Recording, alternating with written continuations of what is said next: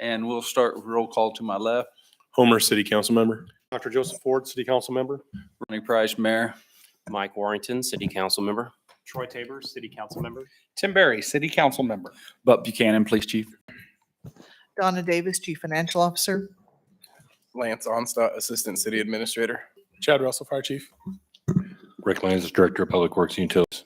It's JT Klaus, City Attorney. Jessica Williams with City Attorney.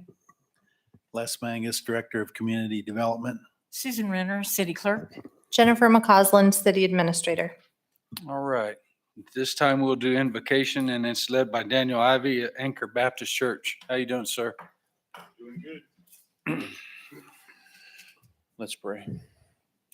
Dear Lord, as we come to you in prayer this evening, we are thankful for everything that you do for us. We just ask that you would guide and direct in the city council meeting tonight, that you would be with the agenda, that you would help us to accomplish everything that we need to, give wisdom in the decisions that are made. We also thank you for our first responders, and especially in light of recent events. Thank you for their service, for their dedication.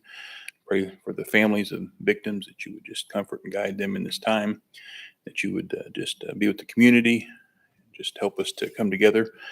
We just also pray that you would be honored through all the processes tonight. We just ask all of these things in Jesus' name. Amen. Amen. Amen. Now if you'd stand to pledge allegiance. I pledge allegiance to the flag of the United States of America and to the republic for which it stands, one nation, under God, indivisible, with liberty and justice for all. All right. At this time, we'll open the floor for a public forum. If you have something you'd like to share with us, talk to us about, state your name, your address, and keep it short. Okay, I'll go. Do I stand here or do I go up there? Yeah, go up here. I've never done this. I'm short, so I don't know if this will. Pull her down. It'll be all right. Hello, my name is Hannah Fitzwater. I live at 303 East Rhonda, and I just wanted to request for all the little ones in this Andover city that we put fences around playgrounds and maybe the splash pads. I know there's 2 splash pads going in, that all the mothers of Andover would request those fences. I have some autistic children in my daycare. I run a daycare and have for, in November will be 4 years, out of Andover. And I just, for my autistic children, I would like to please suggest fences or some kind of barrier so children don't run to the lake or the oncoming cars in the parking lot. Thank you. Thank you, ma'am. Anyone else? All right. Going once. Public forums closed. Acceptance of agenda. Mr. Mayor, Yes, sir. I move to accept the agenda as presented. Second. Any further discussion? All in favor say aye. Aye. All opposed, nay. Motion carries 5-0. 7, Daniel Shapal is going to talk to us about Heartland Black Chamber of Commerce and other things, I think. Good evening, Mayor and Council. We have 3 special event requests for you tonight. The first one is for Heartland Black Chamber of Commerce in Wichita. They're having the Jazz Fest on September 17th here at the Capitol Federal Amphitheater. It's a little bit smaller of an event. They're expecting 1,200 to 1,500 attendees. There will be music in the evening. The request is for the typical park closure south of Bush Parkway from noon to midnight, and then to permission to vend food trucks and alcohol. Kevin Andrews could not be here tonight, but I can try to answer any questions if you have about the event. Mr. Mayor, Yes, sir. I move to approve Heartland Black Chamber of Commerce's request to close Central Park south of Bush Parkway from 12 p.m. to 11:59 p.m. on Saturday, September 17th, 2022. Allow for the sale of goods and services, including food trucks, to vend and allow alcohol sale and consumption in Central Park during their reservation.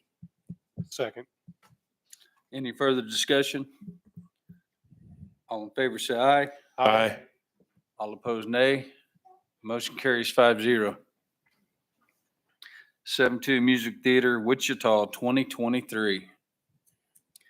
And our second one tonight is, thank you for the opening there, Music Theater. Angela Cassette is here with us tonight to also provide the opportunity for you to ask any questions. We have worked through a custom reservation package for the 2023 season out here. They are requesting use of the amphitheater from May 9 to July 8 to accommodate load-in rehearsals, actual performance nights.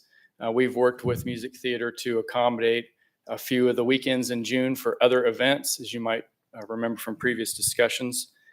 There will be 12 performances altogether, on 9 different performance days. And they have 2 different performances that I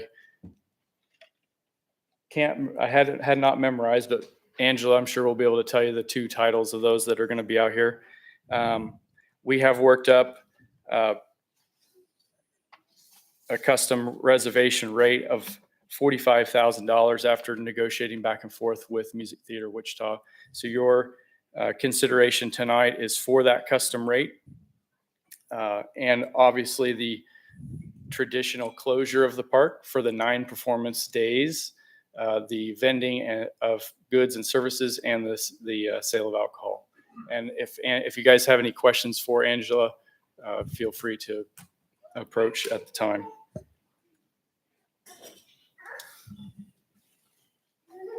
No questions? I don't have a question, but I have a statement. I just appreciate y'all using our facility and coming here and be part of the family. We got a good relationship, and I would like to keep it that way for years to come. We feel really similarly. We've had a great time being out here. And I said several times this past year in front of our audiences, but the help that Daniel and Rick gave us last year in the midst of also trying to figure out what to do after the tornado, it was really extraordinary how much and how often they were communicating with us and how hard they worked to make sure that we could still have performances go on. So we're very grateful for that. Thank you. Thank you for being here for us after the tornado too. You could easily picked another venue, and it Not means more. easily. But I appreciate it. It meant a lot to our community just having the show goes on, as they say, right? So thank you. Any questions, Council? I just want to maybe clarification in case the public reads this. When we're talking about May 9th through July 8th, we're only talking about the 9 dates, 9 show days as far as closing the park. We're not closing the park for a month and a half. Right? Absolutely. Yeah, you're absolutely right. Thank you. Mr. Mayor. Yes, sir.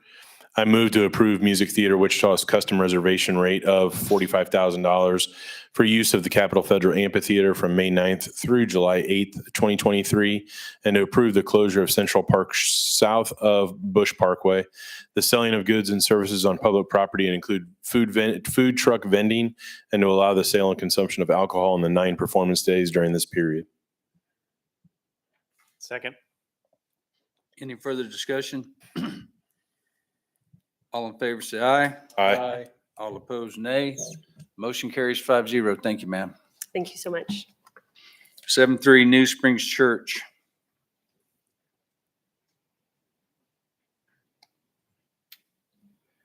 Our third one this evening is for the large NewSpring concert on September 22nd. Is Dan here? There you are, Dan. I didn't see you right away. Dan Kubish is here from NewSpring as well. If we have additional detailed questions that he might be able to answer.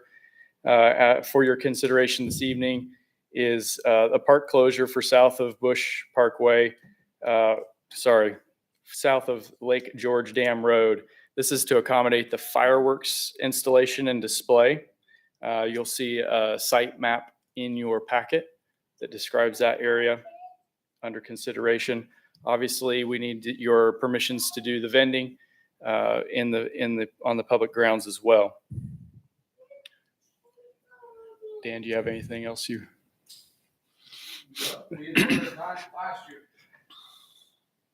Mr. Mayor, I do have one question. If we're closing this area, where's parking going to be? Parking is going to be a combination of the southwest portion of Central Park along with the schools that are working out shuttle system. Anyone else? Do we need any kind of, oh, Mr. Mayor, I do have a question. Yeah, sure. Do we have any kind of traffic control? I see Chick-fil-A is going to be present. Is the police department ready for that?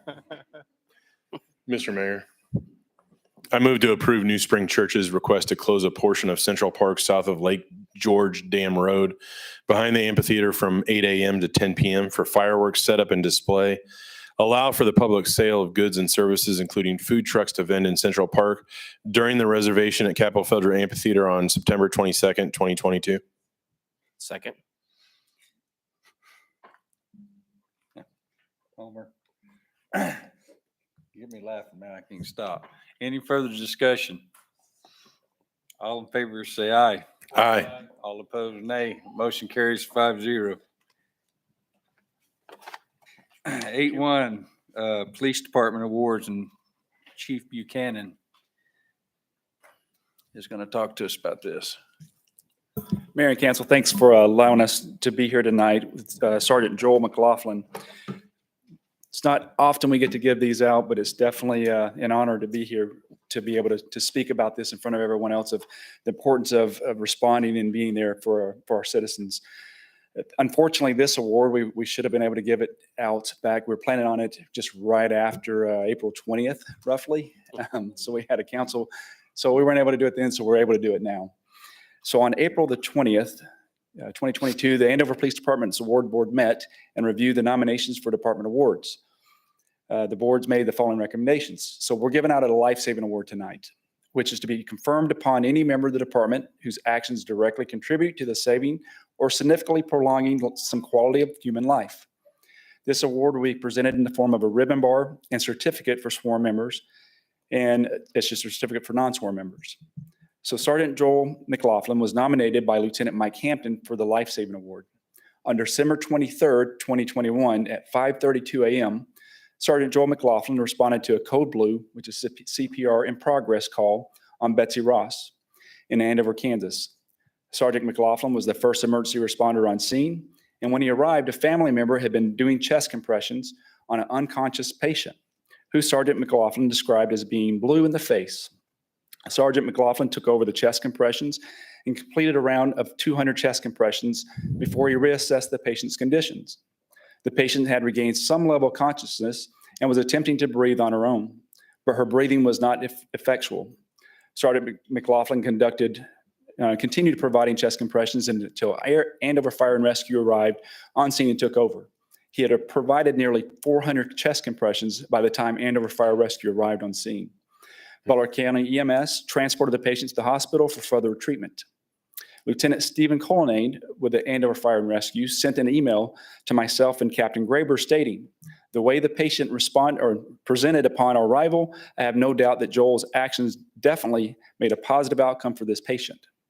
By the time the patient arrived at the hospital, she had gained consciousness and was even attempting to pull out some of the equipment EMS was using.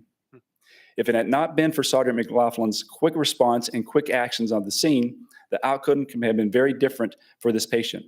The committee determined that Sergeant McLaughlin's actions directly contributed to the victim's survival, and approval of this award is recommended. So therefore, having met the requirements of General Order M1218, as recommended by the awards board and by the Chief of Police, Sergeant McLaughlin is authorized to receive and wear the department's life-saving award.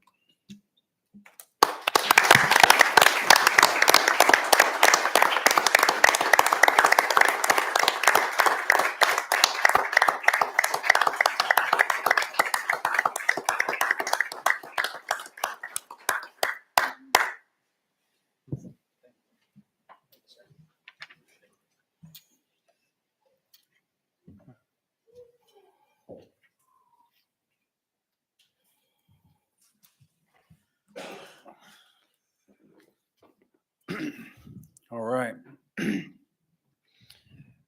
Consent agenda. 9/1 City Council 09 August 2022 minutes. Mr. Mayor, Yes, sir. I move to approve the consent agenda items 9.1 through 9.3 as presented. Second. Any further discussion? All in favor, say aye. Aye. All opposed, nay. Motion carries 5-0. Revenue neutral rate 2023. Donna Davis is going to talk to us about this evening. Good evening, Mayor and Council. The revenue neutral rate. This is one of the steps required by the state legislators last year where we hold a hearing. And so we're going to do a short presentation, then we'll ask you to open up a hearing concerning this. What is truth in taxation? It's, again, legislation requiring a hearing to exceed the revenue neutral rate. This bill was passed to replace the former tax lid, which was found to be very ineffective. The revenue neutral rate is the tax rate in mills that would generate the exact same amount of property tax revenue in dollars as levied the previous tax year, using the current tax year's total assessed valuation. To calculate the revenue neutral rate, the county clerk takes the property tax revenue for each taxing jurisdiction levied for the previous year by the total of taxable assessed valuation in each taxing subdivision for the current tax year, and then multiplies the quotient by 1,000 to express the rate in mills. So to compute the revenue neutral rate, it's last year's total of property tax raised in dollars divided by this year's assessed valuation as of June 15th times 1,000. You'll see here what our 2022 rates were, and if we were to follow the revenue neutral rate, what our proposed rates would need to be. You would see the revenue neutral rate is 38.524 mils. Since we are asking to exceed this revenue neutral rate, we are looking at, on our current budget, holding the mill levy flat, which would, of course, then exceed the revenue neutral rate. Following this hearing, the city will consider a budget that exceeds the revenue neutral rate by 5.307 mils. And the question then comes in, why do we need to do this? Well, just like your household and everybody else's household, everybody's business costs have gone up. The city is planning for increases in the following operating costs in 2023. We have budgeted a 13% increase in benefits. Personnel being the merit, the COLA, the step raises, the new positions. And we feel this is necessary due to the unprecedented time to try to recruit and retain talent. Utilities, we're hoping for only a 5% increase, but that's what we've budgeted. Fuel cost, we've budgeted a 20% increase because we're kind of behind the 8 ball already in 2022 on that. But a big one is the golf course management fees. This 2023 will be the first year that we don't have any reserves to pay for that. And that's a little over a mil alone right there. Following the hearing that you're going to hold, the city will consider a budget. Oops, I already said that one. Like nearly all businesses, we keep going up in cost. We're the fastest growing population-wise city in Kansas. We've added approximately 3.5 miles of wastewater lines and 5 miles of streets that we have to take care of and maintain. 75 more streetlights will be added across the city in 2023, which again increases maintenance and the cost of electricity. Debt service on facilities, the police department, the amphitheater, and the fire station land some of them have escalating schedules. When we, for example, on the police department, when that was bonded, we planned on increased valuation to help. So we escalated what the debt service was. It was higher in later years. So now we're in those later years with higher debt service on those. The process to exceed the revenue neutral rate, we notified the county by July 20th that we intended to exceed it. We've placed a notice in all of our publication areas. And by September 20th, we needed to hold this hearing. So that's why we're at the point we're at tonight. At the next council meeting, should you choose to continue down this route of exceeding the revenue neutral rate, we will adopt a resolution stating that fact. And then after that, we would adopt the proposed budget as well. By October 1st, we'll certify to the county clerk the amount of ad valorem tax to be levied by the city. Any questions? If Mr. not, Mayor? then I need you to hold a hearing. I guess a couple of statements since we've been with this discussion and for a few years now, what the goal is, or the goals were for this, and then I guess my thoughts on it. The goals were really for information, for sure, to make sure that everyone understands what's going on tax-wise, how things change, how much is raised by the cities, and make sure it's published in a way that everybody understands it. I think that's what they're shooting for. And then there are some cities somewhere that probably weren't as, they didn't manage the taxpayers' money as well as I feel like we have. We've kept the tax rate pretty much the same until maybe last year or the year before we added a little bit to it because we needed to. But for 30 years or so, it was pretty even. So I feel like as a city, we've done a really good job of that. I would say too, those that are listening understand that we have zero control over the property values of homes, which I feel like was ridiculous in the amount that it went up for everybody, all of us sitting here that live here included. But we can't do anything about that. And so that doesn't really hit us until this year anyway, as far as revenue, what our understanding of how it'll impact us. And everything you said when you talked about the amount that we pay on things, how everything's went up, I think everybody and every business and every home is paying more for all their goods and services and paper and gas and all that kind of stuff. So it's not a surprise that it's the same for us. But when we very first talked about this, I did say, why don't we just lower the mill back to whatever it needs to be to match? And I think your response was the right response, which is, well, we can't. Well, we can, but we would diminish services, obviously, for the city if we were to do that. So it's hard, especially because of what happened with the values of homes and how everybody's paying more now. And I hope to goodness that it doesn't go up anymore for a while. Not that we have control over that, but I love what you've done as far as helping us to understand the costs of things and what we're trying to do as a city, and that we did not raise the mill levy, as a lot of cities have done even this year, to pay for things. So I feel like we're doing our job. Could we do it better? Probably. But as far as I'm concerned, this is spot on. So.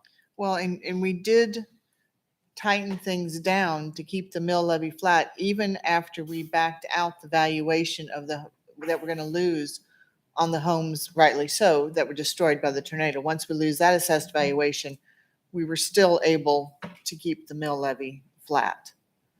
So. Yeah. Yep. Thank you very much. Thank you, Troy. People are often surprised when I tell them that in regards to our city taxes, we're in line or lower than other cities of our caliber.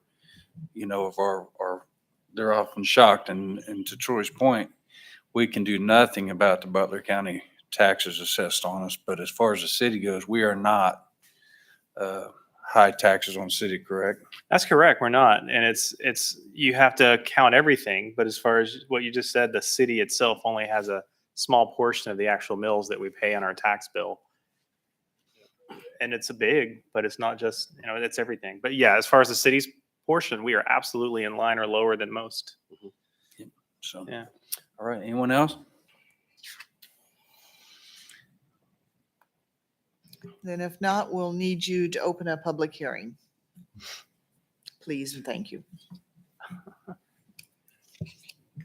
That's you. Oh, I'm sorry, man. I'm asleep to will. It's okay. Goodness. Not driving me home tonight, so that's good. At this time, we'll open a public hearing.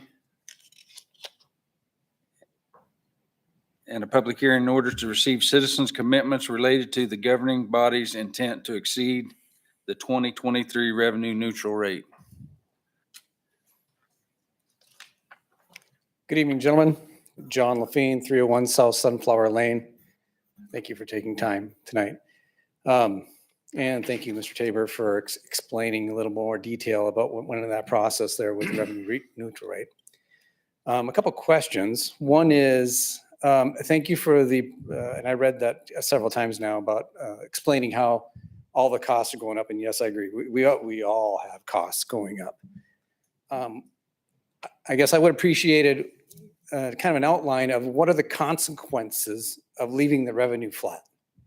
So you're trying to recruit, you've got all these jobs. What are the consequences if the revenue was to stay flat?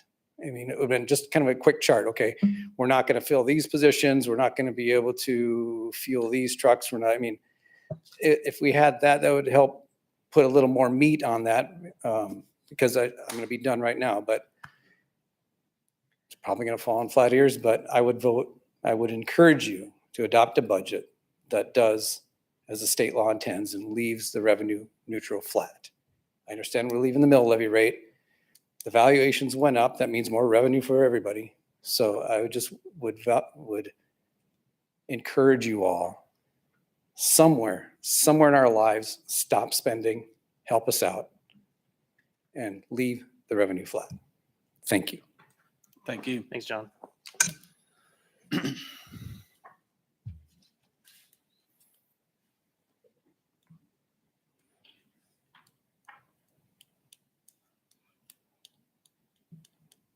Good evening. Yeah, Good evening. Dave Ritzema, 349 South Pitchers Court. Still very new to the community. My wife and I moved here with our kids back in November from Iowa.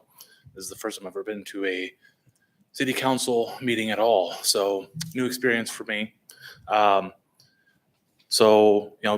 Take that with a grain of salt when I have to echo some of the sentiments that you brought up.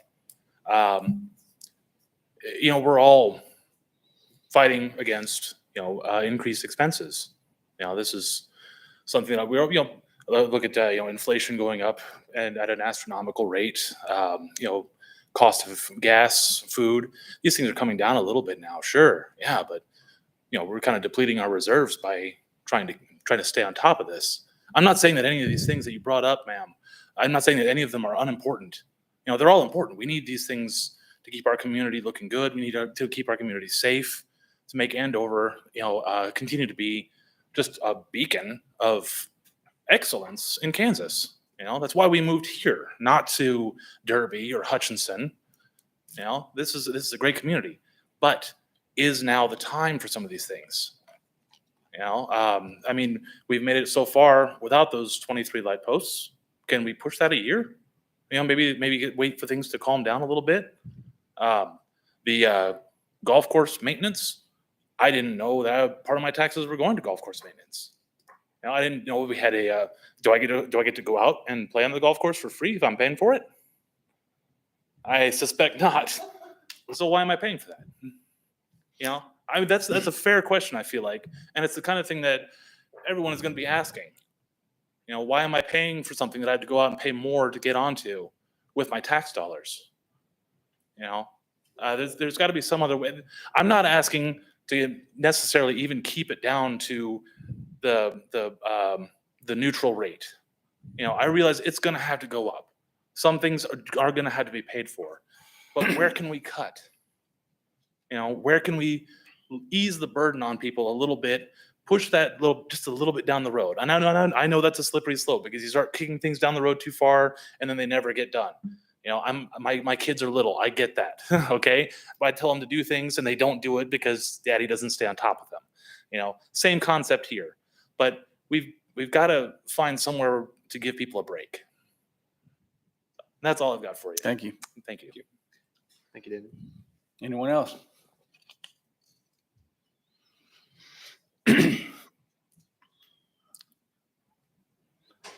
All right. There's no one else. We'll close the public hearing.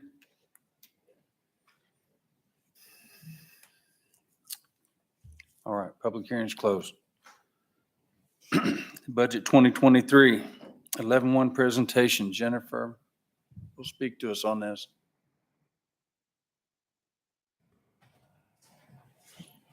I will speak to you, and I think it's coming up. Okay, so some of the presentation here, Mr. Mayor and Council, I will tell you there is a little spoiler alert. So some of what is in here we already just talked about. So forgive if there's a little repeat in this presentation. I would also like to share that for the public, this is the first time you're hearing the budget. The governing body has largely heard this presentation, as had your staff, because we had a budget retreat on June 18th. And the budget that was presented then is the same budget that is being discussed tonight. As Mr. Tabor mentioned, that is at that flat mill rate, and that was discussed at some length at the June 18th budget workshop. So some quick highlights about the mill levy. As stated, the mill levy is being proposed at flat. The fire district mill levy is a very slight increase of less than a half mil. And that's more of a function of math in order to make the percentages work, because the fire district pays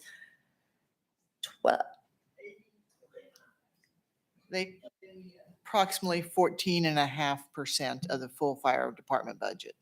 And that does fluctuate. The reason I kind of hesitate there, that fluctuates every year based on the valuation in the district and the valuation in the city. So that they do it based on valuation between the two entities, and that does fluctuate from year to year. New revenue received by City of Andover from property tax is $941,000, and that is made up based on the following valuations: $24.5 million in new valuations. 5.4 million of that is new growth, and that is just what it sounds like. It is brand new structures, improvement, things being built in the community. The neighborhood revitalization program, an interesting thing about that, when you think about a rebate program for taxes, you think about the years that you are not seeing those revenues, but they do expire. And so what that means is at some point there's some money coming back on that's not been on for the previous 5 years. So expiring and set to come back on in 2023 is $335,000 in NRP abatements. And then there's $18 million of property valuation growth. I do want to stress, as Mr. Tabor indicated, some of that, a good portion of that is real estate increases, but that also includes personal property increases, and that also includes state assessed utilities. So there is more in that $18 million than just property or real estate property taxes. Donna alluded earlier to the fact that, and we've mentioned several times tonight, because we can't do much of our business without talking about the April 29th tornado. We did make an assumption in this budget that $1.5 million of assessed valuation would be a reduction that would occur between what we were told by the county and when we actually get the certified numbers. We know we've already had $555,000 reduced from the assessed valuation based on approved abatements, because the county did make a decision that I think we are all very supportive of, to abate taxes for those homes, properties that were most impacted by the tornado, reducing their value so that they are not paying that burden on a home that is unlivable.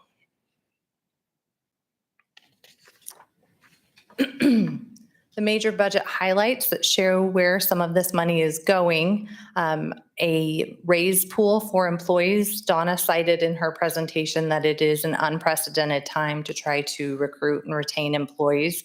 So this proposed budget does include a 10% raise pool, which comes in just over $500,000.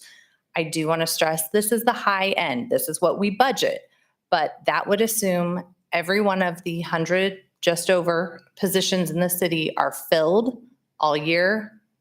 Unfortunately, we know they will not be. That they are all filled at the highest amount that are budgeted for. They may not be. And then traditionally, we have done a portion of the raise that is merit and a portion of the raise that is cost of living. And so obviously that merit portion, which has not yet been determined, it depends on the evaluation for every individual employee. And so point being, that's the highest it could possibly be at that $557,000, but it will come in short of that based on all of those variables. As Donna mentioned already, we do have an increase budgeted for our health and dental. A big part of the increase in your budget for 2023, and not an increase in the mill levy, but where some of that extra revenue is going from the revenue neutral rate being over that, is all these new employees. And so across the organization, we will be hiring 5 new city employees under this proposed budget. The police department conducted a staffing study in 2020 and came up with some recommendations based on the growth of the city when new officers were needed. The fire department is building a new fire station that everyone is well aware of, was approved through a sales tax initiative ballot on November of 2021. And part of the conversation in budgeting the last 3 years has been that we needed to gradually increase the staffing, 1 new firefighter per year for 3 years in order to be able to staff that fire station when it opens. And so this is the third of those 3 firefighters. The streets department has requested a new employee for the many additional lanes of roads that we improved that were discussed in the previous presentation. Community development has been increasingly busy with new development. Traditionally, we've seen lots of residential in Andover, but as you're all keenly aware of, if you travel in US 54 at all, there's a lot of commercial development going on right now as well. And so it's a very busy department, not to mention the many tornado demolitions and building permits that were unanticipated work going on in that department today. And then finance department has also requested a new employee. Our police and firefighters receive their retirement through a pension program offered through the state, KPNF. It is not often that we get to tell you that there's a decrease in a contribution amount for employers, but there is. It's 0.13% decrease, relatively minor, but we are pleased to report that. So the contribution for the members of that program is 22.87%. And that is mandated by the program and the policy. The city does not get to alter from that. Civilian employees are served retirement-wise by a private program, and that retirement program, we asked to increase the contribution by 1% this year. Prior to 2023, including this year, civilian employees receive a 6% contribution into this private 457B program, which is essentially a government version of a 401k. And so we're asking to increase from 6% to 7%, and the fiscal impact of that is $35,000.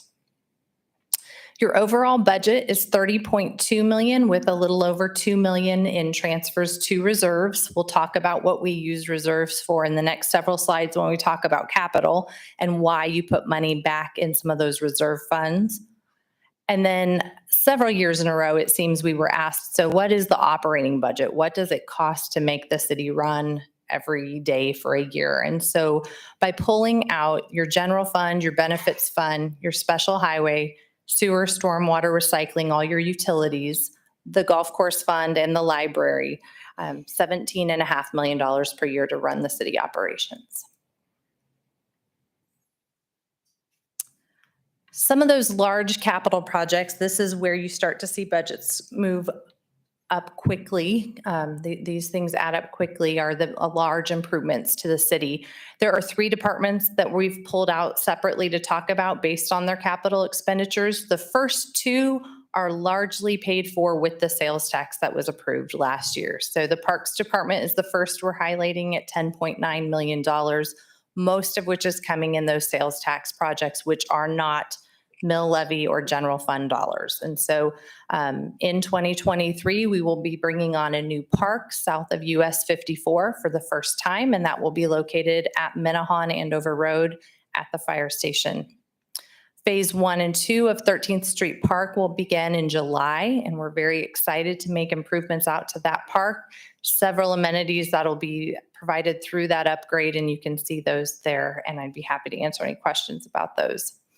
Then there's the typical requests of the department in order to make improvements to equipment, replace things that need to be replaced. So they need a new mower, a couple of those actually.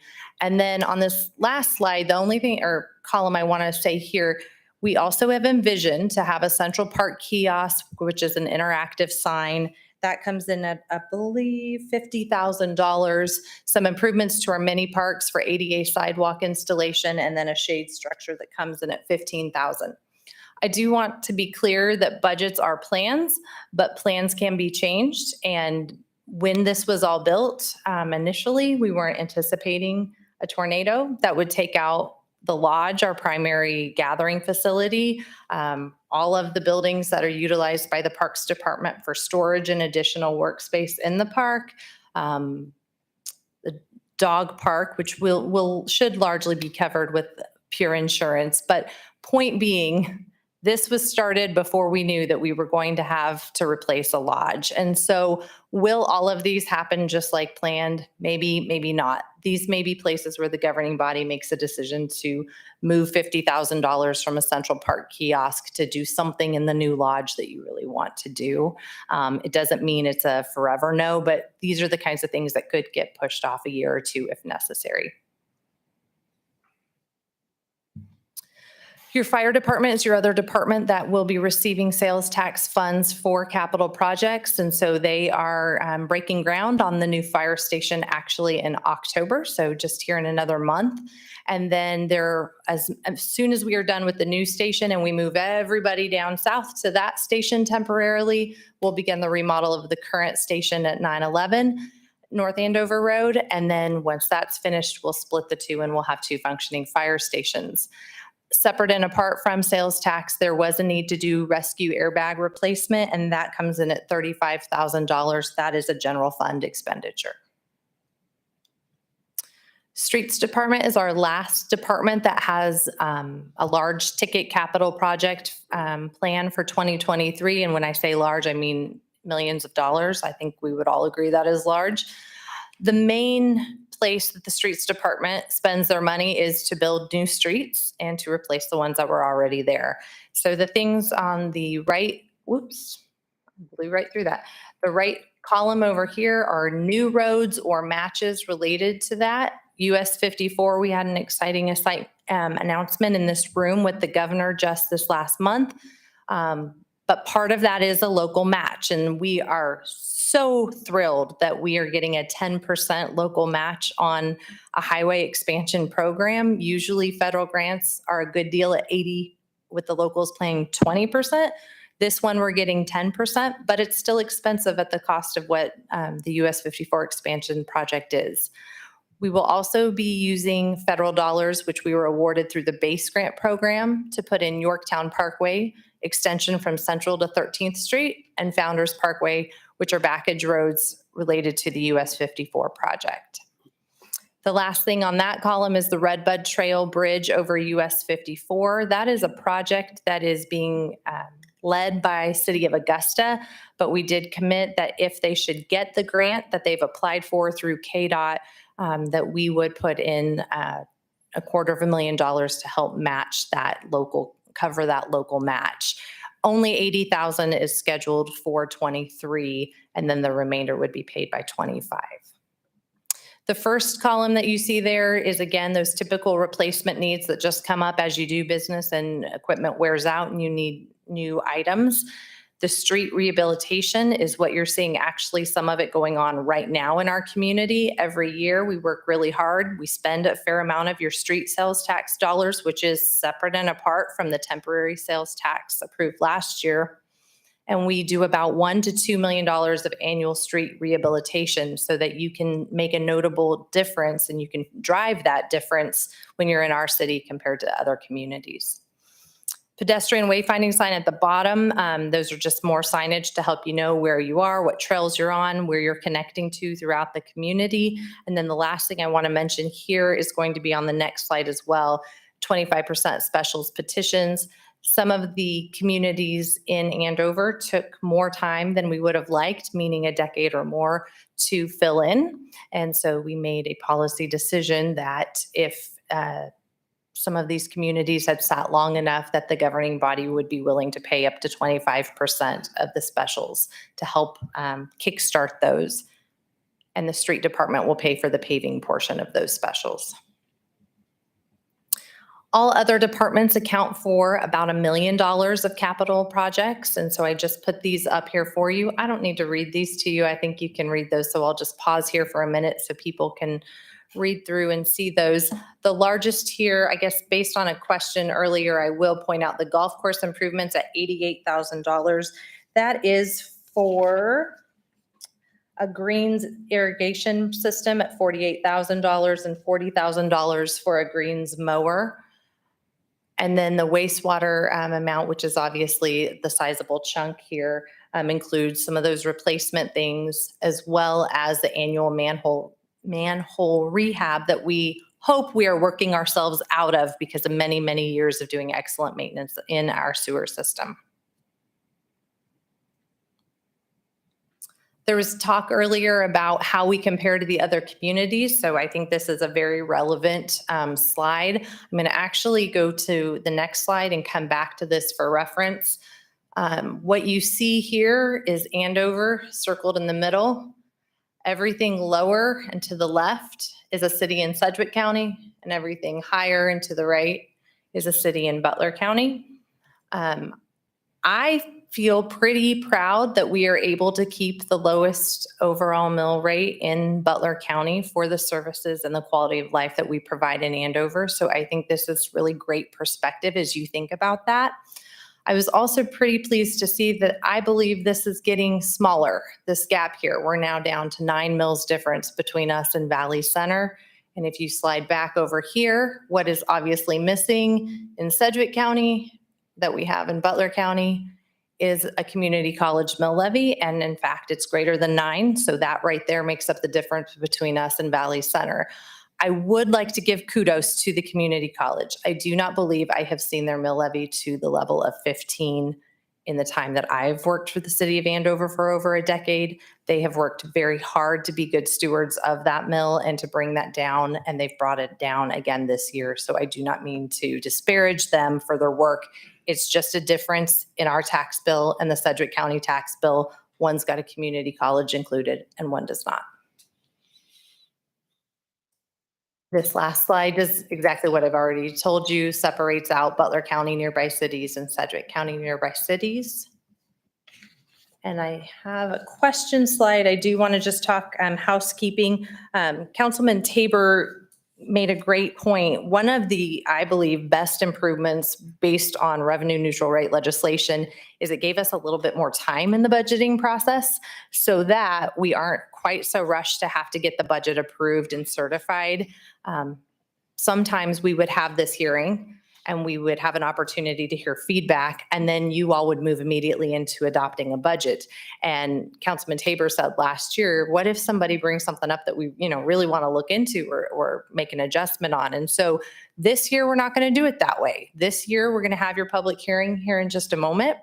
If there's something that arises that you feel like doesn't seem you want to have included in the budget, something that needs more attention, something you want included that wasn't in the budget, whatever may be, we're going to give ourselves 2 weeks before you come back here and approve the budget officially. So at that, I will stop talking, be happy to answer questions. And if you have none or whenever you're through with questions, we will need to do the same process to open and close the public hearing. Anybody? Council? Mr. Mayor? Yes, sir. I again, like Troy, mine are more statements than questions. And back to your second slide, Jenny, I think it's the second one, in regards to the major budget highlights. One, to Mr. Lafine's point, I don't take it lightly that we are taking care of taxpayer monies and budget financial insights up here. And we are all also Andover residents as well. So not only are we adopting a budget here that would increase taxes for you, but also us as well. The highlights here, I think one of the things that the city of Andover does well is research. And I want to say 1, 2, 3, 4, 5 of these things we've outsourced to I believe a third-party company to come in and give us a study in regards to police, fire, streets, give us a study and say, hey, you need this stuff. it was 2 years ago that Chief Keller told me, you'll have to ask yourself, what made you move to Andover? David, to your point, what made me move to Andover? Did I like that service and do I want to continue with that service? And for me, all of these things that are in this budget is a yes. I don't want to maybe kick it down the road. That's why we've also done some, feel like very progressive things in Andover with the leasing of the city-owned vehicles. With the studies that we go out and every 10 years, we're doing comp plans, park plans, surveys out there. We're taking all that into account when we do this. And so that's why I say I like, Jenny, the presentation that you and Donna did, and I appreciate that, and all the work that staff has put in to say, this is what we need. And when you look at the bigger picture too, David, to your point of not necessarily kicking it down the road or doing something later, we are planning for these things in the future so that they're not all coming due at once. And that's why we kind of have to say, okay, do we do it now or do we do it later? So thank you, Mr. Mayor, for your time. Thank you. Anyone else? And also, sir, I promise you, when the citizens of this community talk to me, email me, and as well as all these gentlemen in Shelby, it does not fall on deaf ears. And I can assure you, every decision we make, and these guys can all tell you, we have very spirited discussions. There's no rubber stamp sitting up here. Not one of these guys, the young lady that's not here, there is no rubber stamps, man. We have some very spirited debates, and that's probably being generous at times. So, but we always value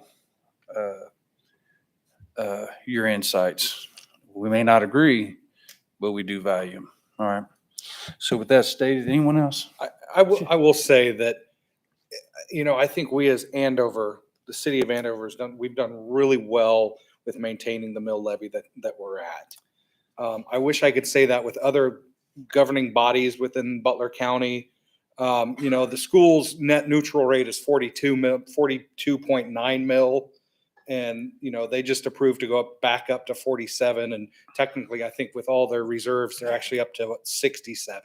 So they're supposed to only be at 42, and they went ahead and did up to 67 mils for their part. So, as we as Andover, we're scrimping and trying to keep our mill levy down.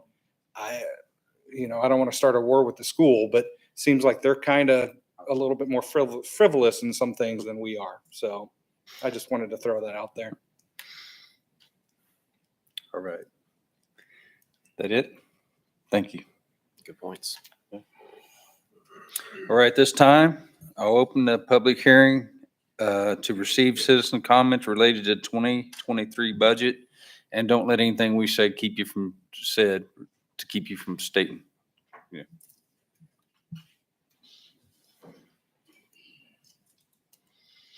Good evening again. John Lafine, 301 South Sunflower Lane. Jennifer, could you go back to the street slide, please? I have a very quick tactical question, much lighthearted. The Redbud Trail Bridge over US 54, my wife and our family enjoys that trail. Very quick question. I heard City of Augusta is spearheading an effort. Is there plans to extend the trail past the bridge? Sorry, it's the obvious question. It's bridge and then it stops again, or will the trail go into Augusta? Yes, Augusta, earlier this year, the county released their portion of management of the Redbud Trail to City of Augusta, and they do absolutely have plans to develop their portion of the Redbud Trail, and ultimately the goal is to make the connection over US 54 between our two portions of the trail. All right, thank you. And not only that, there's a bridge that got tore out that I fished under my whole entire childhood on the Walnut River, Whitewater River. Artie is doing their darndest to find a way across that river so that it goes clear through Augusta. So and I got to admit, I was late on board with the rail trail, but it's something we work on together, Augusta and Andover, and we're trying to figure it out because it will behoove both cities if we can get more sales tax revenue to Augusta and through Andover. So, all right. Agreed. thank you. One last comment on all the comments in the budget and everything, and thank you for hearing my frustrations on all that. And I think I, for one, you guys do a lot of work in the workshops, I think. So we see these presentations come around, we see unanimous votes, and we're thinking, what's going on? Is there not? But again, I'll stand by my claims of the revenue neutral rate in the budget, but thank you for hearing and explaining. That helps. Appreciate it. Good. Thank you. Thank you. It takes a lot of work to get it up here to be a unanimous vote. I promise you that. All right. Anyone else? And those workshops are open to public as well. Yeah. So those workshops are published. So if anybody wants to come to the workshops, you are more than welcome to show up. Yep. Those are the painful ones. Yeah. Oh, man. Yeah, okay. Anything, sir? Okay, thank you. We do appreciate it. One more. Uh-oh. Set a clock on him. Nice. 3 minutes, right? 2. Good evening, City Council, Mayor, Scott Rackley, 630 East Shade. I moved to Andover 4 years ago, and I can tell you that the city's budget's nothing compared to where I came from. It's half of what it was where I came from. I can tell you the emergency response efforts during the tornado, the way I've seen these gentlemen and these ladies operate through the city council is phenomenal. I know none of us want to give up safety. None of us want to give up the amenities that we have. In order to do that, it does require this money. If we cancel on one, let's just say we do away with Rick. No, we do away with all of Rick's stuff. Our streets go down. You know what that does to your car? Wear and tear on your car. That costs you money. Maintenance on your car. So to keep the streets nice so you don't have to maintain your car as much is a necessity. Guys, I can't tell you thank you enough. I know you're going to do what you got to do to make it work. And I know you're not going to spend it frivolously because I watch. I come all the time. I see how you guys operate. So, and guys, Andover is growing. We're going to continue to grow. And some of that stuff will come down when we get more money coming in. We spend all of our money in Wichita. What are we spending here? Dillon's? If we had more sales tax here, that would also help our money. That would also help the budget. Commercial growth is the key, by the way. Yeah, thank you. Thanks, Scott. Thanks, Scott. Just wait till winter time and it's 2 foot of snow out there and Rick's got the streets cleared. You can tell a big difference from Cedric County and rolling into Andover. It's the street departments. Well, hopefully not 2 feet. And he guarantees it too. 2 inches. But our street Or 6 departments are inches. phenomenal and our, not to mention our sewer systems. Let's It's not just have great. that 2 foot. We need Okay. moisture though. No one else has anything to say. We'll now close the public hearing and move on with the city's business. General Obligation Bond Series A 2022 bid sale summary 8/30/2022. And am I? That's right. Mayor and council, earlier today, we had a bond sale. Dustin, Avi, are you on Zoom? Hi, Jenny. I am here. Yes. Hey, there he is. He's watching a daughter play sports tonight, so we have to be excited. What's her team name, Dustin? It's Olathe North Eagles. She's playing volleyball this evening. Okay, so we got to cheer for her to do good and get you back in there. Dustin did agree to meet with us tonight via Zoom so that he could be both dad and financial advisor to you. I will let him relay to you the results of today's sale, which was at 11 a.m. Thanks, Jenny, and good evening, everyone. Appreciate the opportunity to be here this evening. And as Jenny had mentioned, we did have a bond sale this morning at 11 a.m. This sale was a result of what was authorized by the governing body here a few months ago. It's related to the long-term financing of several benefit district projects. As you're all aware, we've certainly experienced some substantial market volatility in recent months. I would say the last 10 days is really no different, really, since the Fed chairman kind of came out here a little over a week ago with some comments. Market has been quite volatile on a daily basis. I will say that despite that volatility, I'm actually very pleased with the bids. I was telling Jenny and Donna I would be hopeful for bids today. We actually got 6 bids.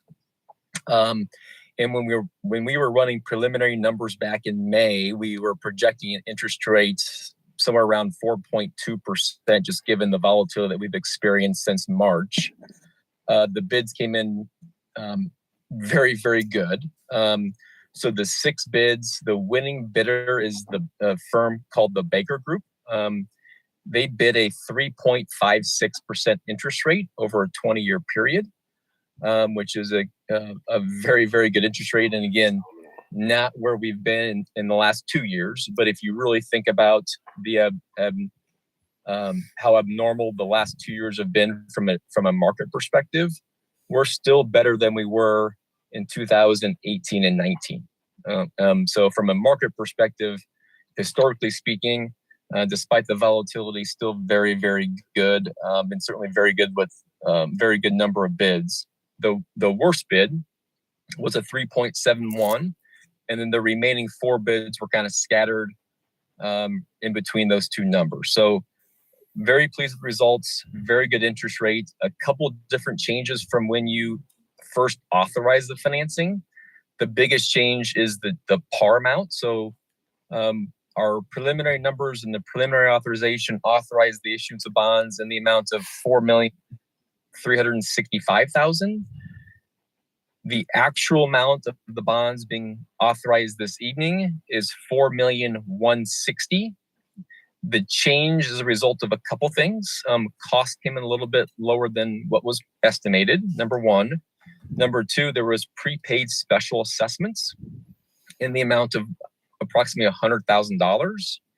And then through the sale of bonds, the winning bidder also bid a premium, and that premium allowed for less bonds to be issued. And so as a result, the bond amount for your consideration this evening is the $4,160,000. So with that, I'm glad to answer any questions, number one. And number two, we'd certainly recommend, based upon the bid, that the city award the bonds to the Baker Group. Any questions? Oh, I'm sorry, go. No. No? Mr. Mayor? Yes, sir. I move to award the purchase of the GOB Series A2022 bonds and the total principal amount of $4,160,000 to the Baker Group at the net interest cost of $1,858,223.76. Second. Any further discussion? All in favor, say aye. Aye. All opposed, nay. Motion carries 5-0. 12-2 ordinance. Mr. Mayor and Council, before you is the authorizing ordinance to issue the bonds that you just accepted the low bid for. Your bond counsel spends a tremendous amount of time working on the ordinance and resolution, and he is here. So if you have any technical questions, please feel free to ask them. But these are the same typical documents you always authorize in order to actually close on the bonds. And closing is in September, I do believe, but I'm sure your bond counsel knows.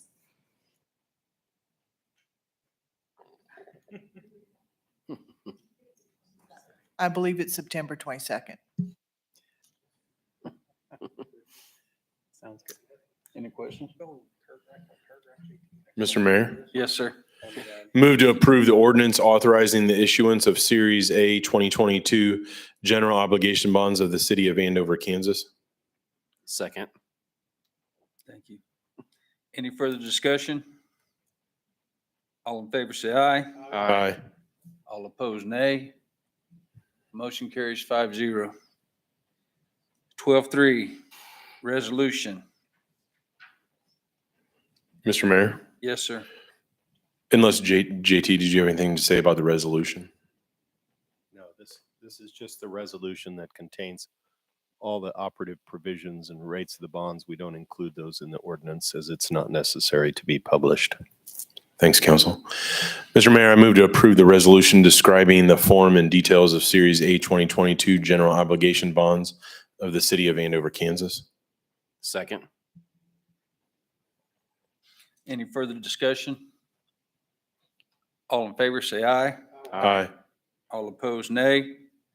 Motion carries 5-0.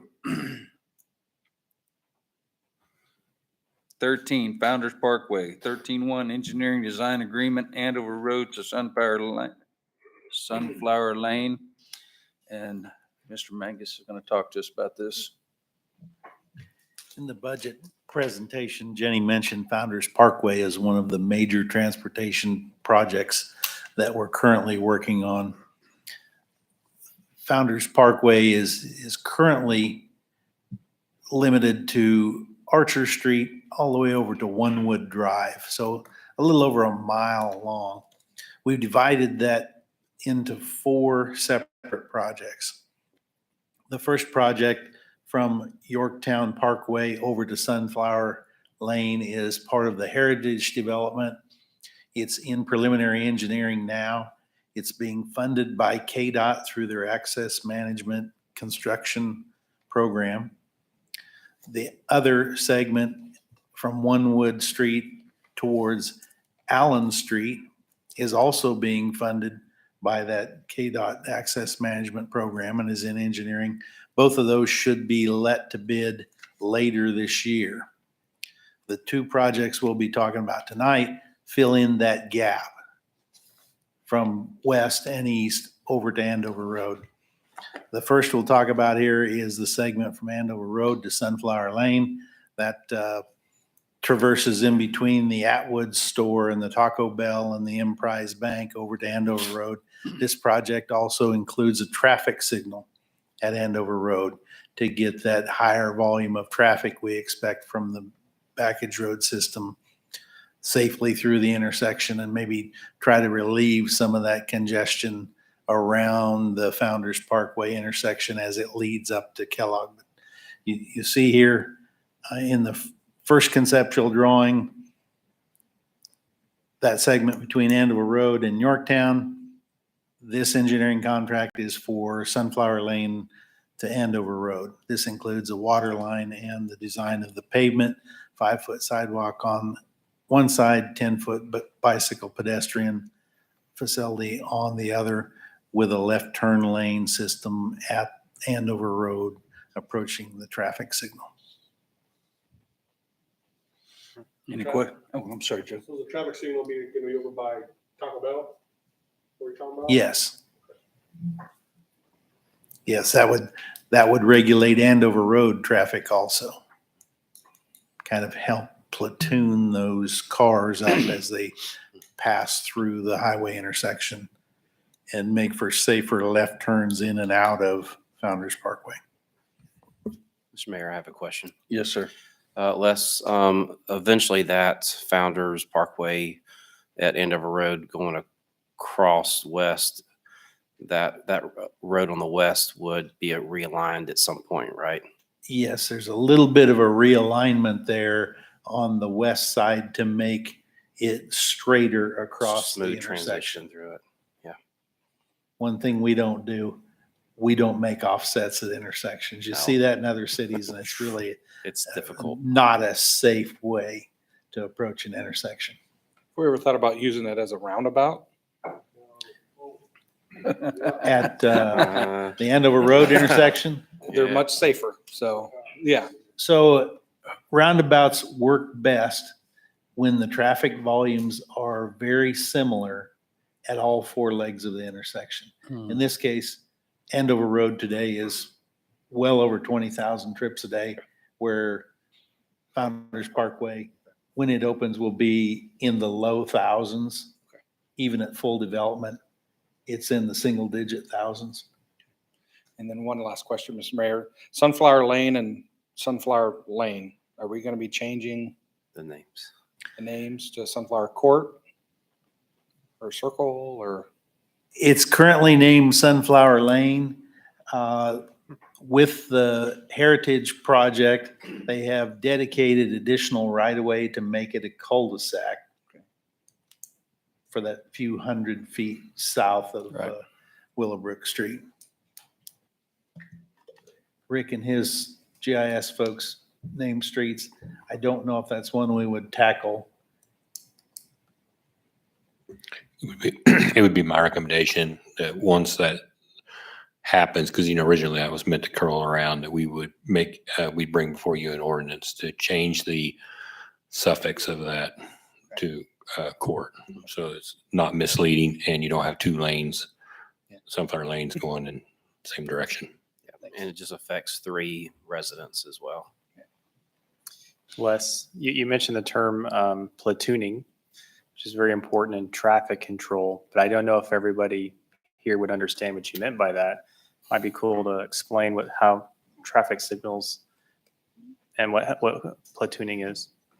Platooning is the effect that a traffic leases it.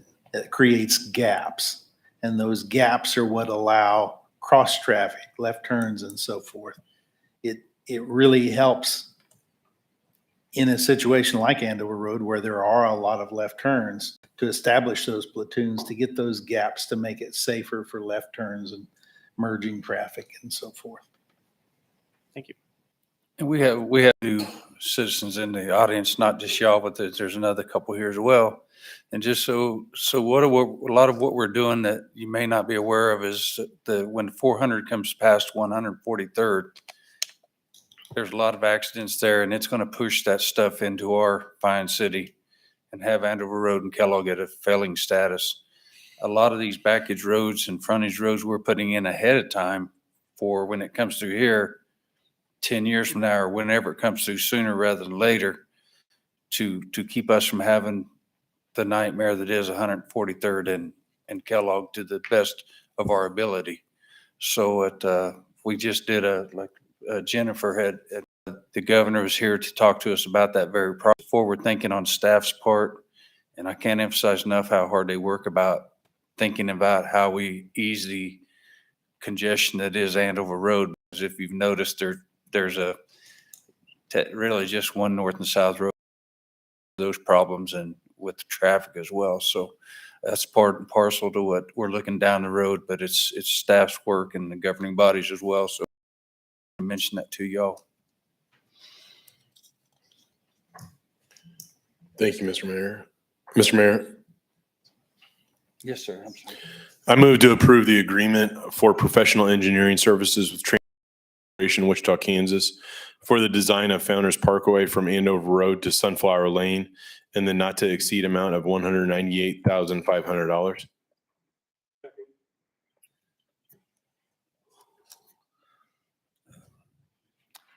Any further discussion?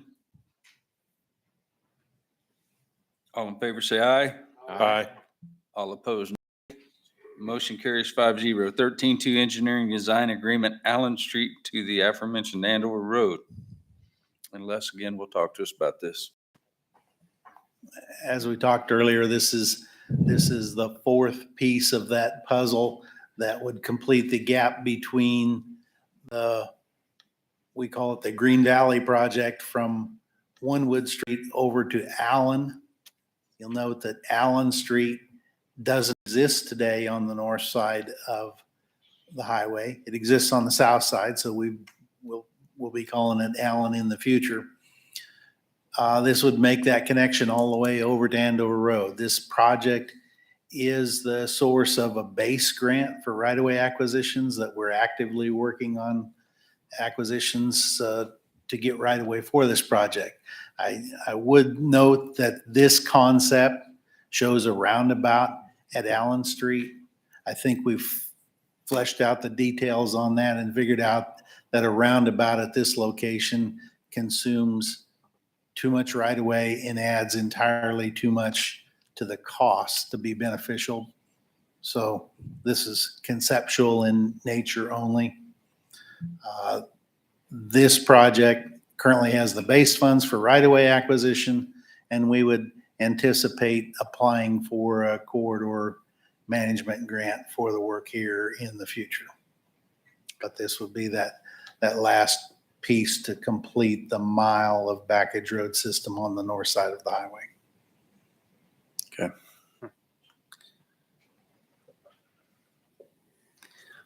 Any questions?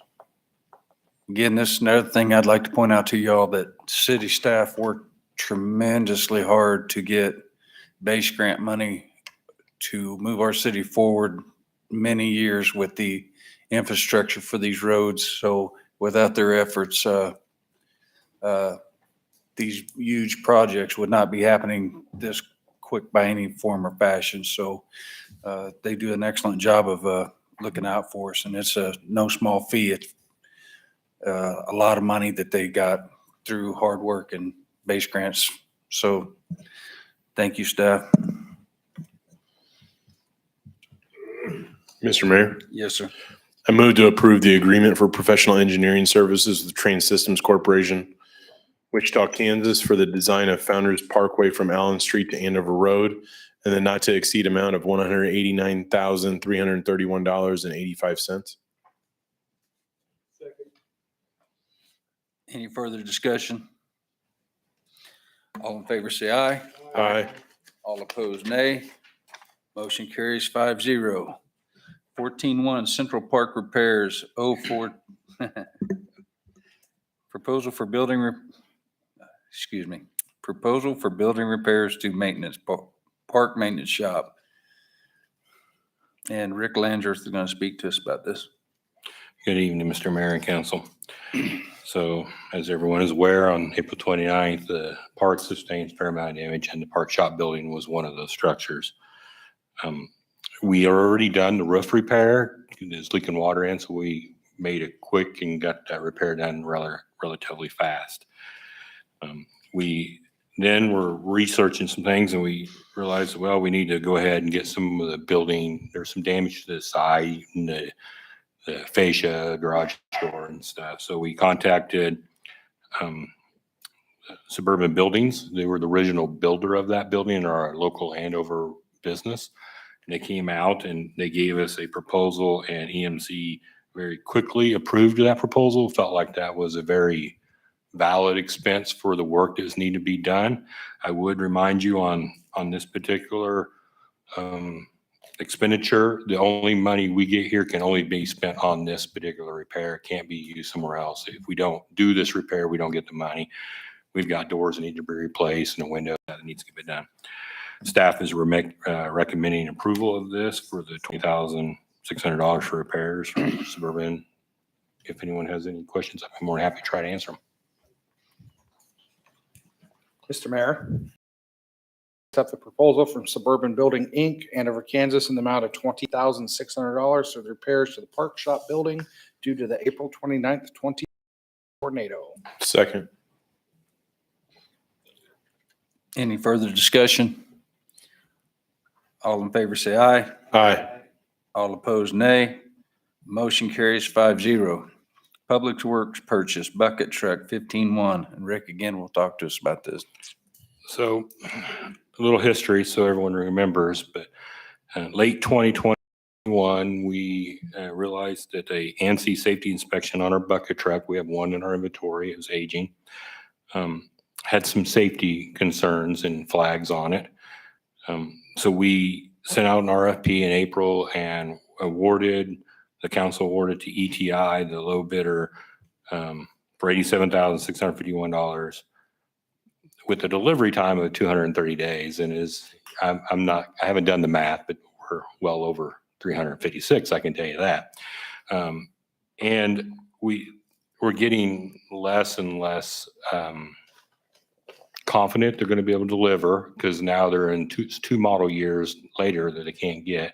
And what we're finding out is, they would have gave us the best price because that was fleet pricing on the chassis and so forth. And some of these vendors are having a hard time getting their fleet pricing filled. They have indicated that they can't honor the bid if it goes through another model year change, and they're about to do that anyway, because that would be 2 model years, and each year the model pricing goes up. I would like to blame them. However, the second low bid at that same time was higher by a little bit, but also had 570 to 600 delivery days. So it was almost 2 years in delivery. Since then, we've noticed many double-digit price increases on these trucks. We've been kind of trying to evaluate what our options are because this is a very important piece of equipment to us. And there are areas where I won't let the staff use it due to the bucket truck safety with the bucket doesn't have the protection for electric lines in it. So they have to stay a long ways away from the electric lines when they use it. So we're very selective where we use it. So we've been continually monitoring and looking, and we recently we found some here and there. We thought, well, that seems kind of high, and then they disappear. And we'd find some, and well, that seems kind of high too, and it would disappear. We found one for $157,000. It sold in the time we found it before we could get it onto the agenda. They will not hold it for a bid or any kind of thing like that. They want a large deposit because basically they tell us we can sell it within a week once we get it. So we really don't have an incentive, and I understand that's their business and that's the way it works. Everything's going for MSRP or what they consider their MSRP. We do have a couple traffic lights that if we have some issues with it, we can't service those traffic signals. We can't service those. One being at Central. Some of you may at one time saw Derby over helping us. They were so gracious to bring their bucket truck and help us change out a light head that was out, but we just can't use it in certain areas. We don't feel that our traditional RFP process will work in this instance. We have to be a little bit more nimble and move quicker to be able to acquire this. We would love to spend the under $100,000 to buy this piece of equipment because this is going to come out of our street equipment reserve fund. And we have a lot of purchases down the road that we're planning on. So this is, unfortunately, is not a decision or a recommendation we're bringing to you lightly. It's one with much thought and process of thought on how we can get around it, but we just don't feel like we can get around this much longer. We really need to be able to move quicker. So what we're asking for you is the authorization to spend up to $170,000 on a bucket truck once we find one that met our original specifications and move faster on that. It's not our traditional way of doing it. It's not staff's preferred way of doing it, but we believe the times are calling for this particular request. If you have any questions, I'd be more happy to try to answer that. Mr. Mayor, Yes, sir. where do you see that extra money as far as our plans in the future years of either vehicles, or do you see that coming out of those vehicles or pushing another vehicle down the road another year as far as the extra funds that were already budgeted for this truck? So I guess one of the good and bad with everything going up, we actually had a recent sale where we sold some surplus equipment that went for more than we thought it would. And we've been analyzing. We have 2 graders. We rarely use a second grader. Rarely use a second grader. So we've been thinking, well, it's probably not good business to have it not getting utilized. So it's in pretty good shape. It's older, but it's in pretty good shape. And we will probably be putting that up on a Purple Wave. And we feel like we can fill the void between our Purple Wave sales and our surplus sales.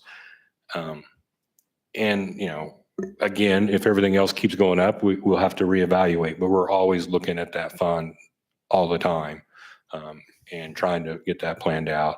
And as you guys may remember, you recently approved a asset management package that we will be implementing too. And we hope that there's some efficiencies in that we can gain that we're not seeing that will maybe make us purchase at a better timing and so forth too. So long range, I think we'll get caught back up. It's just a little bit of it's a substantial bump, but it's a bump, but not one we don't feel like we can get around in the short term. Mr. Mayor, I have a question. Yes, sir.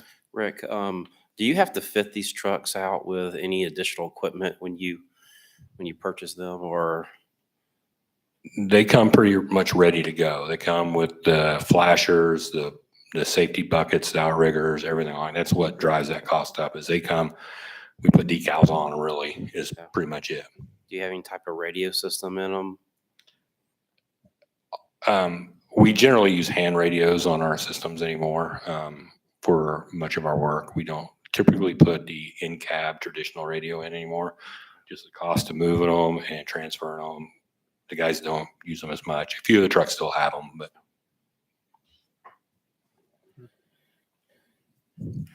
Mr. Mayor? Sorry, Mr. Mayor. So Rick, on the, I trust your decision making and everything, but when it comes to, hey, I've got, this one here for 165,000, are you then gonna put that by anybody else, or how will that work as far as we're giving you the, the funds to do up to 170? Will you be checking with any other staff as far as, or getting two people to sign off on that check, or just Donna? Well, obviously there would be more people sign off on the check. What would I envision happening on this would be, I'm going to task my staff to find the equipment that they need that meets their specifications. I'll review it. I will then bring it to Lance, and I suppose I'm guessing Lance and Jenny would have a quick conversation. I still feel like we can move, like in a day. We probably then would put a substantial deposit down just so we can go physically see it before we deliver the final check. So we would have a deposit that we may walk away from if it was really something just shocking. But, if it's new, I don't really anticipate anything like that happening. Can you ballpark a substantial deposit for me? I'm thinking like a $5,000, say, hold it until we can get down there. Okay. It's something that I would feel comfortable with not walking away with if it was a bad decision for whatever reason, but hopefully enough that would satisfy them enough to hold it so we can get there. I don't want to send our staff there and then it gets sold while they're in transit or whatever. Would Lance drive it back? He has volunteered to take a shift on the driving back, yes. You'd take a day of vacation just to do it, wouldn't you? Mr. All Mayor? right. Yes, sir. I move to authorize the staff purchase of a bucket truck in the not to exceed amount of $170,000. Second.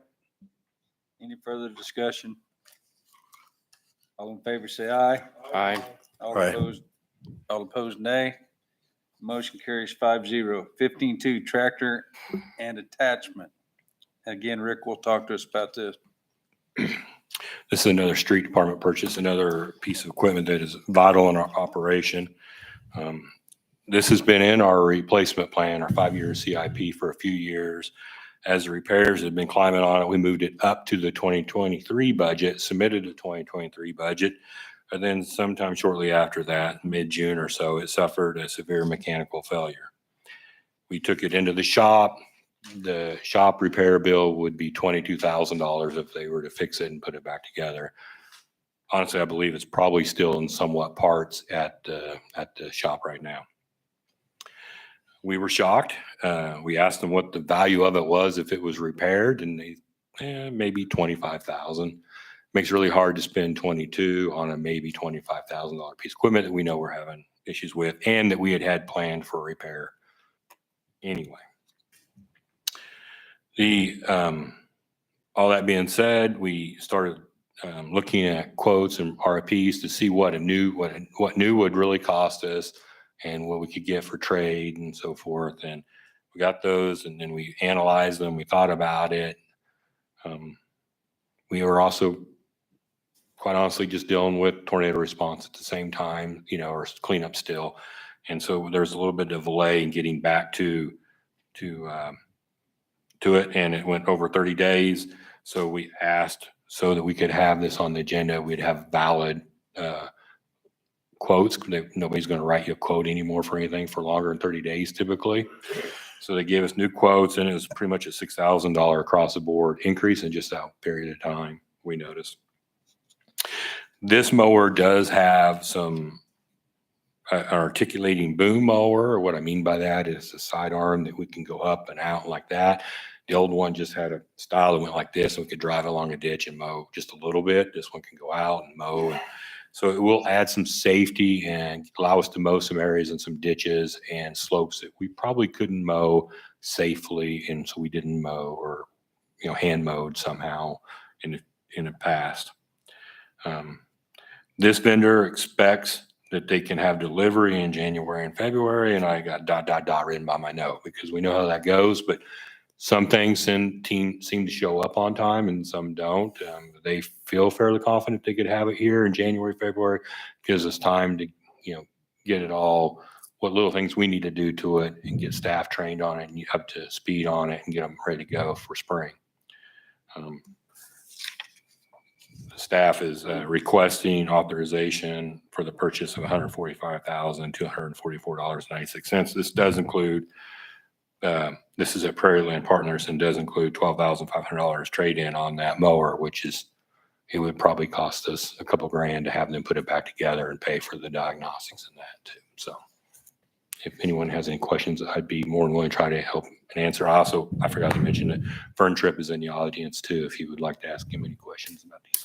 This would probably save us it'd be a time saving situation too, because the other one probably, because it was old and we don't move quite as fast, right? Well, we spent a fair amount of time repairing the old one, and that was staff. Sometimes it was staff doing those repairs. So, little repairs, hoses break and things like that.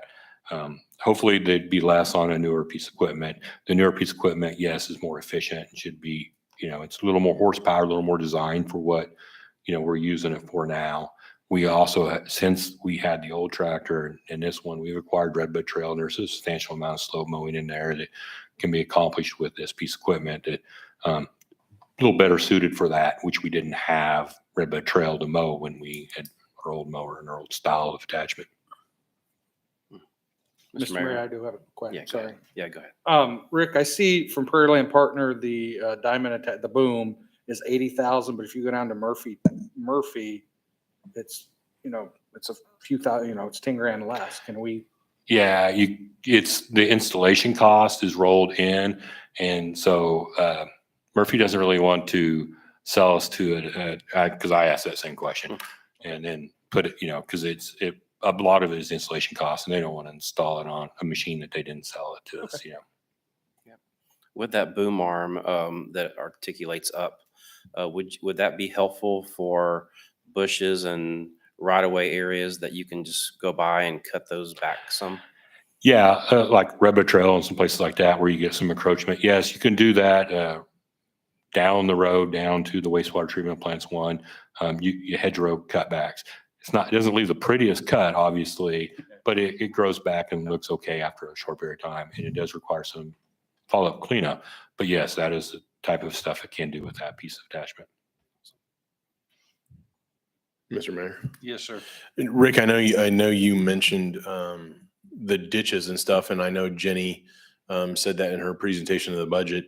Do we have any idea what kind of value this adds to being able to trim the ditches and stuff in regards to wastewater or stormwater drainage?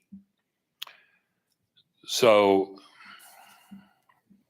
by value, do you mean in like coefficient of the water flow, or by value and just being able to get to those areas and trim them or cut them a little better? Well, just so that it doesn't clog up the whole system. Okay.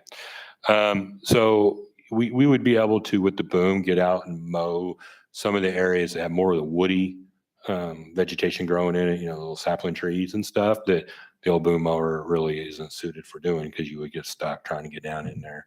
So it'll add some value there. One of the areas that will add value is we do mow around the golf course a couple times a year for them. We haven't been able to do that this year for them, so it might look a little rough right now. It would increase our ability to do that around there too, and around that drainage slough and area. So yes, it would add some value in there. I don't know that I can give you any kind of quantifiable number. Thanks, Rick. I got it. I got emails about, as you know, about the golf course, right? My buddy on 2nd Street had let me know about that, remember? And that whole area along there is kind of our deal too, the drainage between 2nd and 3rd and yada yada. Some of that is private property, but I believe I'd have to look at a map at the same time. I don't want to quote it. Do we mow that now, just the drainage part of it? Oh, it doesn't matter. Yes, we are. I didn't want to say we were, Sorry. if we weren't. I thought we were, but I didn't want to Okay. overcommit. Sorry, Vern, I forgot you there, buddy.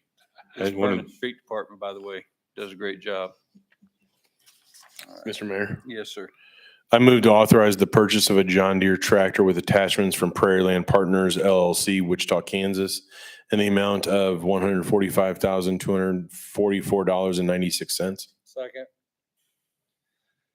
Any further discussion? All in favor, say aye. Aye. All opposed, nay. Motion carries 5-0. Member items. Mr. Mayor, Yes, sir. since we have new people to Andover in the audience, David and his wife, and then I think I've already said this in a way that John has said it before, or heard me maybe, is that it was shocking to me when I got on the council as to how crazily expensive everything is. So for example, Central Park here, tornado shelter, which saved lives during the tornado, by the way, was $500,000 to build, which in my mind, I'm like, oh my gosh, you could build a mansion for that with 25 bathrooms, but that's just the way it is. And it's a tornado proof, et cetera. And it was used. And it was used. And then as far as roads go, I don't know what the numbers are now since COVID and such, but at one point, like per lane mile that you build a new road, and we're doing some roads in this, for example, it was like $1.2 to $1.4 million per lane mile. So a 4-lane road would be 4 times that, for example. So the numbers are huge. So when we do talk about the amount of money that is brought in with tax revenue, it does obviously go towards that, which is how you have the park you have, which you already stated. You know, you moved here for these reasons. I wish we could do it better, or it wasn't as expensive.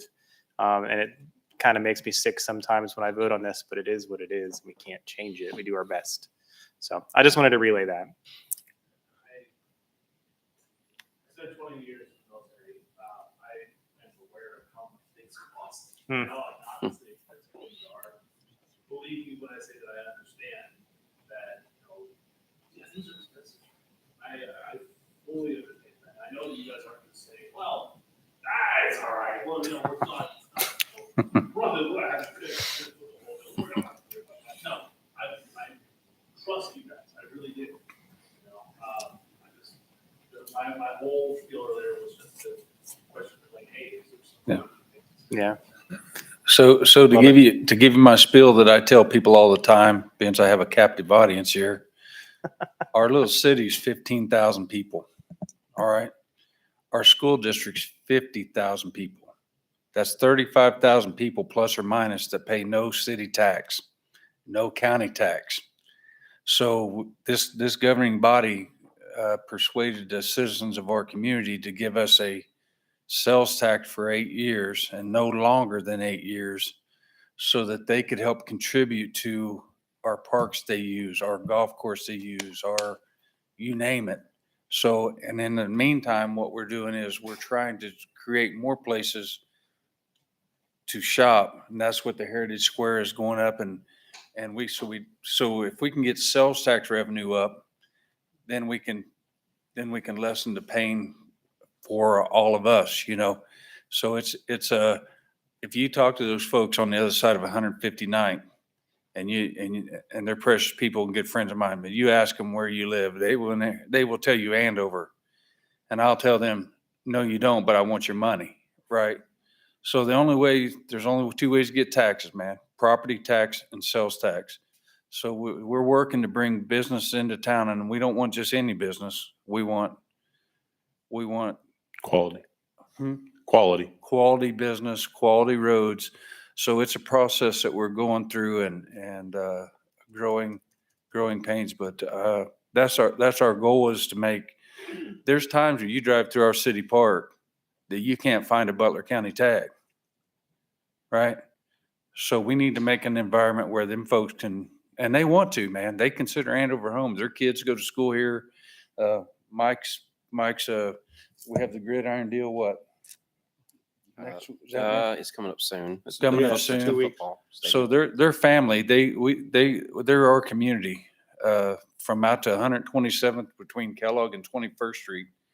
They're our family, and they consider Andover home. So we have to figure out some creative ways to get them to the ability to spend money in our town, so that we don't have to carry the burden of the streets, the parks, the golf course, you name it, your box, check the box. So it's there's a lot that goes into it, and we take none of it lightly, so, but we'll get there.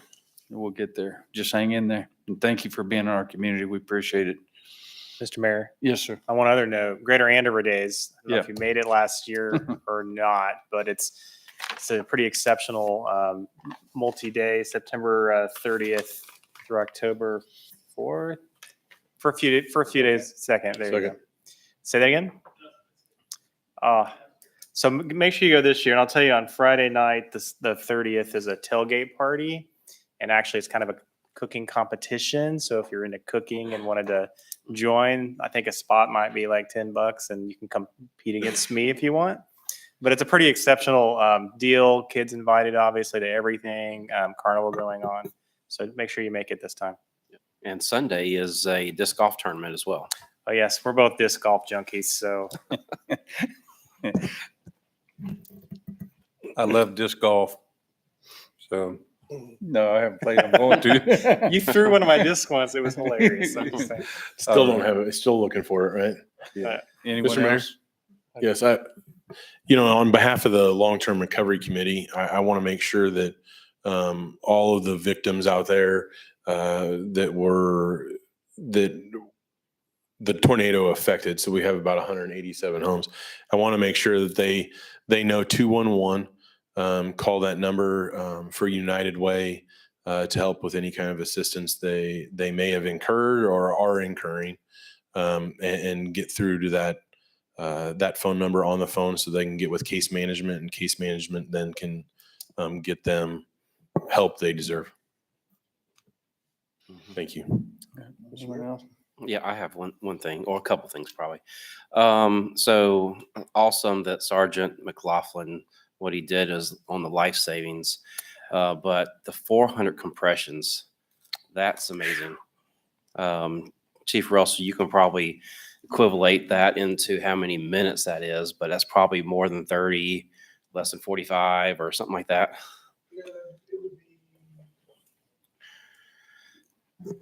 About 3.5 minutes. Okay. It's 110 compressions a minute. That's a lot.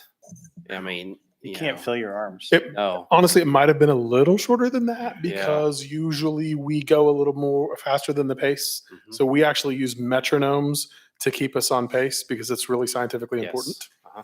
And so without a metronome, I guarantee if I were there, I would be going a little bit quicker. Yeah. So probably 3.5 minutes or so. Yeah. I remember when we did the fire ops a few years ago, and we had to go upstairs in full gear and do, gosh, I can't remember how long it was, 15, 20 minutes of compressions. Yeah, I think it was about 3.5 minutes. Yeah. I'm kidding. I Yeah, don't no, remember. yeah. No, and of course we were taking turns, but people, I mean, that's just the sweat that was coming off of you. For him to do that is just amazing. It's truly amazing. That's just what the city provides for their folks, man. Our first responders are just amazing. Did you guys also know, I'm sorry, I didn't interrupt, but did you know that Joel McLaughlin also assisted in a newborn baby birth in Reflection Lake here on August 20th? Really? So. No? Yeah, somebody put him in for award that once the lady had the baby, he held the baby. So, yeah, The award. Seriously. thank you award. Wow. So I want the community to know too that we also have a community that lives within our communities, the McConnell Air Force Base families. I have a daughter in the Air Force, and so does Mike. He's got a son in the Air Force. But I wanted everyone to know that the air show is going to be in town this September 24th and 5th. It's going to be awesome. I believe. Anyway, toward the end of September. So go support that. Go look at the airplanes that your tax-paying dollars have bought. Go support the Air Force and the families that provide the freedom that we get to go to bed safe. Again, just part of this community is serving our country as well. So. Yep. And Don't forget them. We have 400 Thunderbirds are performing as well. And we got over 400 McConnell Air Force Base families. 450 yeah. families living here in town. And by the way, Dr. Ford is a honorary commander for McConnell Air Force Base. So if we're trying to get the two entities more involved with each other. We want their presence here during parades and what have you. So that's another thing that we've been started, what about, this summer. So of course, we've both been on the fly and not been able to do as much as we'd like to, but we're starting to calm down. The little tornado thing kind of just, got in the way and stuff like that. So, but we're a lot of things going on. Anyone else? All right. Mr. Mayor, can I make two quick announcements? I do want to address the fact that at the last meeting, there was a request to do some cleanup in Central Park from the tornado prior to GAD. We are still tweaking the registration form, but I believe it is available on the United Way website already.